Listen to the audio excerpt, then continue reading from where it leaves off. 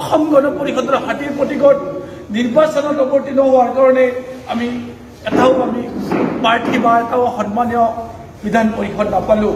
তাৰ এই কথাখিনিক লৈ যোৱাকালি আমি আমাৰ সন্মানীয় সভাপতি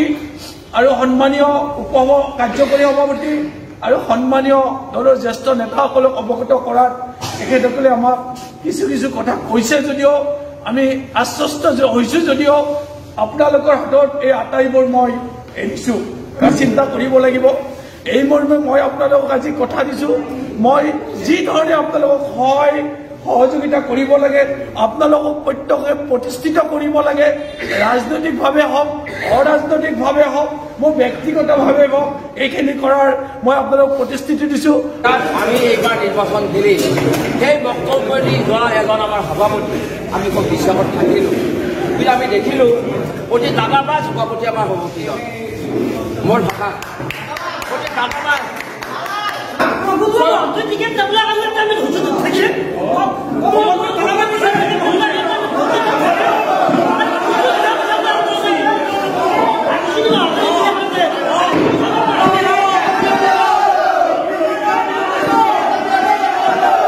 অগপৰ অতুল বৰা, ফণীভূষণ চৌধুৰী, কেশৱ মহন্ত, বীৰেন্দ্ৰ প্ৰসাদ বৈশ্যক দগাবাজ আখ্যা দি নলবাৰী অগপ জিলা সমিতি নলবাৰী কাৰ্যালয়ত উত্তপ্ত পৰিস্থিতি। নলবাৰীৰ অসম গণ পৰিষদৰ কাৰ্যালয়ত দলীয় সভাত চকু পানী টুকি ভাষণ প্ৰদান কৰিলে অগপৰ কেন্দ্ৰীয় কাৰ্যনিৰ্বাহক তথা যুৱ নেতা দিলীপ কুমাৰ দাসে। তদুপৰি অসম গণ পৰিষদৰ জ্যেষ্ঠ নেতা মদন মালাকৰে বিজেপি নেতৃত্ববৃন্দই অগপ দলক ভালৰ সপোন দেখুৱাই সময়ত বিশ্বাসঘাতকতা কৰা বুলি মন্তব্য প্ৰকাশ কৰিলে। তদুপৰি এই সভাত একাংশ অসম গণ পৰিষদৰ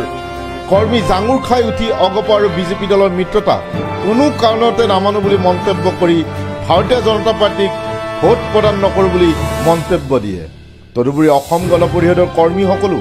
অসম গণ পৰিষদ দলৰ সভাপতি অতুল বৰা, ফণীভূষণ চৌধুৰী, কেশৱ মহন্ত আৰু বীৰেন্দ্ৰ কুমাৰ বৈশ্যক দগাবাজ বুলি মন্তব্য প্ৰকাশ কৰি নলবাৰীৰ অগপ কৰ্মীসকলে অতুল বৰা হাই হাই, কেশৱ মহন্ত হাই হাই, বিজেপি আমাক নালাগে আদি প্ৰতিবাদী শ্লোগান দিয়ে।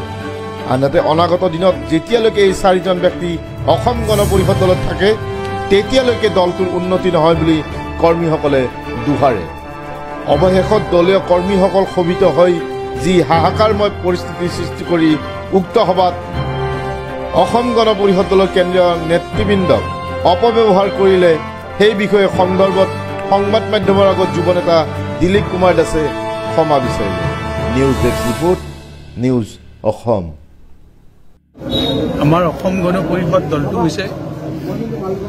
855 জনৰ শ্বহীদৰ বিনিময়ত হোৱা 6 বছৰীয়া আন্দোলনৰ বিদেশী বহিষ্কাৰ,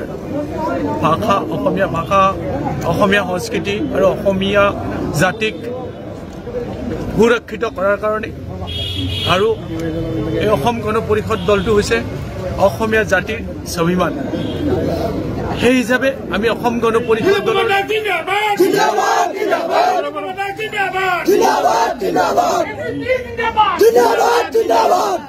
আমি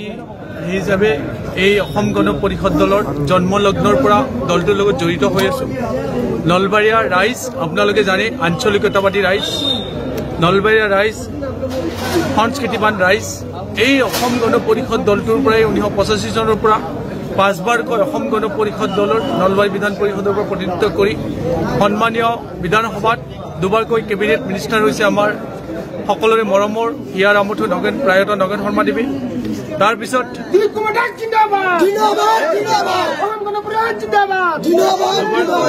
বিধায়ক হৈছে তেখেতৰ ধৰ্মপত্নী। ঠিক একেধৰণে আমাৰ নলবাৰীত 6টা সন্মানীয় বিধান পৰিষদ আছে। এই বিধান পৰিষদখিনিৰ ভিতৰত 6টাত 4 বাৰকৈ আমাৰ 4টা কেবিনেট মিনিষ্টাৰ আছিলে, সন্মানীয় অধ্যক্ষৰ পদৰ দৰে পদবী লৈছিলে। কিন্তু অসম গণ পৰিষদ দলত যোৱা 15 বছৰে আপোনালোকে জানে আমাৰ বিধায়ক নাই। বিধায়ক নহয় সত্ত্বেও আমাৰ গণ পৰিষদৰ তৃণমূল কৰ্মীসকল, সতীৰ্থসকল, আঞ্চলিক পৰিষদসকল, মণ্ডল পৰিষদৰ দলীয় কৰ্মী সতীৰ্থসকল, নলবাৰীয়া ৰাইজ এই অসম গণ পৰিষদ দলটোক ভাল পায়, হৃদয়ত ৰাখিছে। এইকাৰণে ৰাইজে এইবাৰ অসম বিধানসভাত প্ৰতিনিধিত্ব এটা পাম বুলি বৰকৈ আশা কৰিছিল নোপোৱাৰ কাৰণে ক্ষোভিত হ'লেও যিহেতু আমি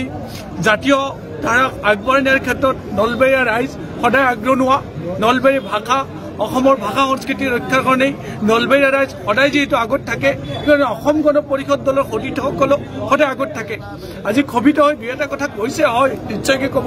কিন্তু যোৱা 15টা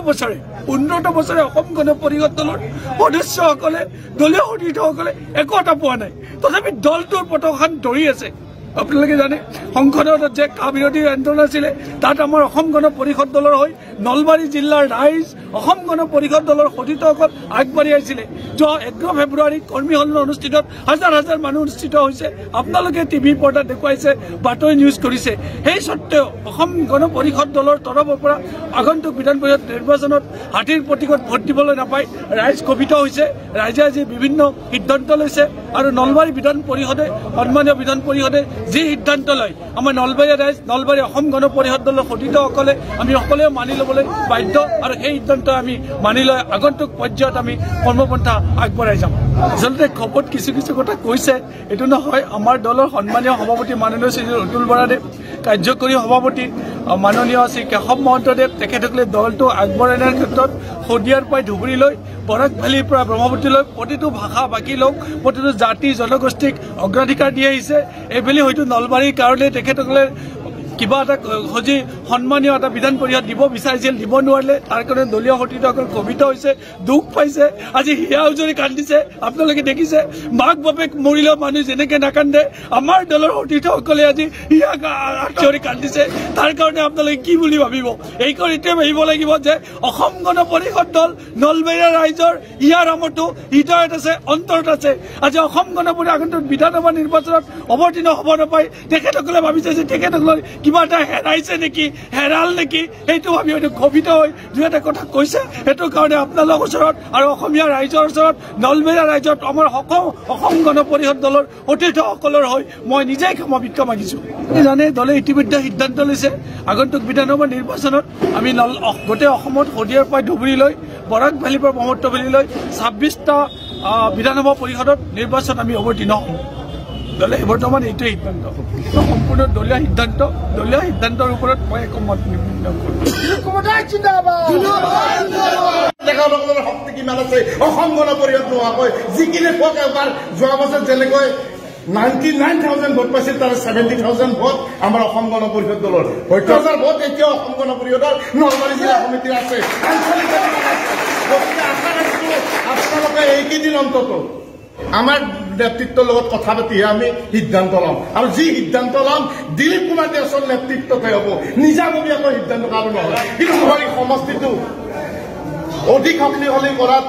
যুৱ নেতা দিলীপ কুমাৰ দাসৰ অৰিহণা 100% আছে বুলি মোৰ মনে থাকি এই দলৰ হৈ কাম কৰাৰ সুবিধা আমি নিশ্চয় অনাগত দিনত পাম কিন্তু তাৰ আগতে আমি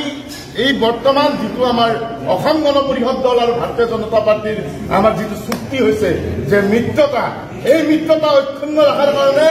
আমাৰ ইয়াতো এটা চুক্তি হ'ব লাগিব সেইটো চুক্তি হ'ল অসম গণ পৰিষদ দলৰ কেন্দ্ৰীয় নেতৃত্ব আমাৰ নলবাৰী জিলা সমিতিত আহি উপস্থিত হৈ আমাৰ লগত চুক্তি কৰিব লাগিব অসম গণ পৰিষদ